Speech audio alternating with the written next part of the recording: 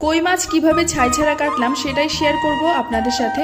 কই, ট্যাংরা এসব জাতীয় মাছগুলা বটি দিয়ে কাটতে গেলে অনেক সময় হাত ক্ষতবিক্ষত হয়ে যায়, সেক্ষেত্রে কেচি ব্যবহার করতে পারেন। কেচি ব্যবহারের মাধ্যমে খুব সহজেই মাছগুলা কেটে ফেলা যায়। যেমন আমি এখানে কেচি ব্যবহার করে প্রথমে মাছের পাখনাগুলোকে কেটে নিচ্ছি, এরপর এই মাছের কানকো এবং মুখের সাইডটা কেটে খুব সাবধানে ভিতরে লাল অংশটুকু বের করে নেব। এক্ষেত্রে আপনাকে সাবধান হতে হবে, কারণ ভিতরে যে ধারালো কাঁটাটা থাকে অনেক সময় ফুটে যেতে পারে। সাধারণত আমরা মেয়েরা ছাই দিয়ে মাছ কেটে থাকি, কিন্তু শহর এলাকায় মাছের জন্য ছাই পাওয়াটা অনেক সময় সহজ হয় না। আমি অন্যান্য মাছ ছাই ছাড়া কাটতে পারি, কিন্তু এই মাছটা কাটতে গেলে কেন যেন আমার হাত পিছলে যায় আর অনেক বেশি হাত ক্ষত বিক্ষত হয়ে যায়।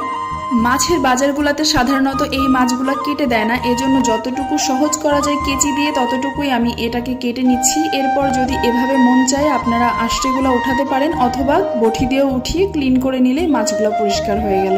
ধন্যবাদ। যদি ভালো লাগে তাহলে একটা লাইক দিতে ভুলবেন না।